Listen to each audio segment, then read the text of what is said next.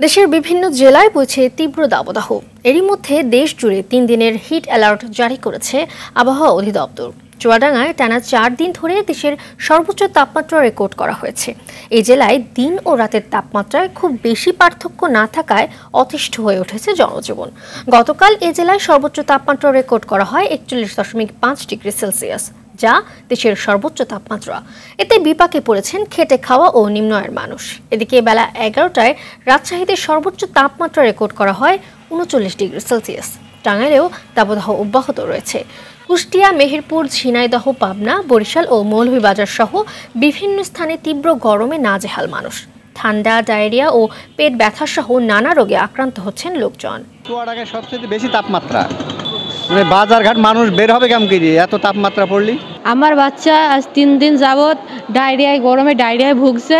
Doctor আসছিল, বলল যে এখন আপাতত ভালো। গত ২ বছর ধরে এরকম গরম ছিল, এবারও অনেক গরমের কারণে যাত্রী লোকজন বাড়াইতে পারছে না।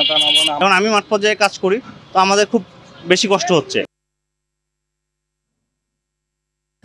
দর্শক, দাবদাহে রাজশাহীর পরিস্থিতি জানাতে সরাসরি যোগ দিচ্ছেন সহকর্মী মুসাফিজ রকি। জনজীবনে প্রভাবের পাশাপাশি আম লিচুর ফলনে কি কোনো শঙ্কা দেখছেন কিনা দাবদাহ ঘিরে জানাবেন আমাদের।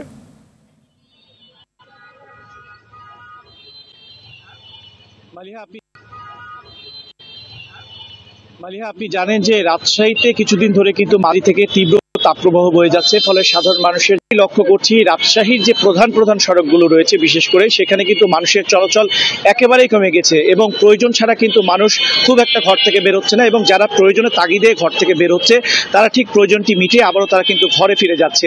এবং আপনি জানেন যে গত কয়েকদিন ধরে কিন্তু যে তাপমাত্রা সেটি কিন্তু ৩৮ থেকে ৪০ ডিগ্রি সেলসিয়াসে ছিল, কিন্তু গতকাল কিন্তু আমরা হঠাৎই দেখলাম যে ৪১ ডিগ্রি তাপমাত্রা কিন্তু আসলে পৌঁছেছিল গতকালকে।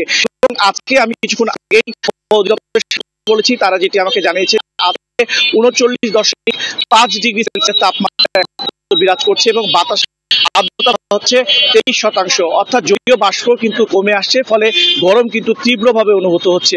এবং এই ক্ষেত্রে কিন্তু আমরা দেখেছি যে বিশেষ করে সাধারণ মানুষ যারা রয়েছেন তারা কিন্তু অস্বস্তিকর একটা অবস্থায় পড়েছে। এবং রাজশাহী মেডিকেল কলেজ হাসপাতালে আমরা খোঁজ নিয়েছি এবং গড়ে কিন্তু বলা যায় যে প্রত্যেক দিনই ৫০ জন করে গরমজনিত রোগী কিন্তু আসলে হাসপাতালে ভর্তি হচ্ছে। এবং বিশেষ করে কিন্তু আমরা দেখেছি যে শিশুরা এই সব থেকে বেশি, এবং শিশুদের কিন্তু বেশি নিউমোনিয়া আক্রান্ত হচ্ছেন, এমনটি কিন্তু আমরা দেখেছি। তবে আপনি জানেন যে এরই মধ্যে সারা দেশে কিন্তু হিট অ্যালার্ট জারি করা হয়েছে এবং এই হিট অ্যালার্টের কারণে কিন্তু সাধারণ মানুষকে আসলে যে গরমজনিত যে স্বাস্থ্যবিধি রয়েছে সেগুলো কিন্তু মানার আসলে পরামর্শ দেওয়া হচ্ছে এবং রেড ক্রিসেন্টের পক্ষ থেকেও কিন্তু মাইকিং করা হচ্ছে জনসচেতনতা তৈরিতে। তো মালিয়া, এই ছিল রাজশাহী থেকে তাপমাত্রার আমার কাছে সর্বশেষ। ধন্যবাদ আপনাকে।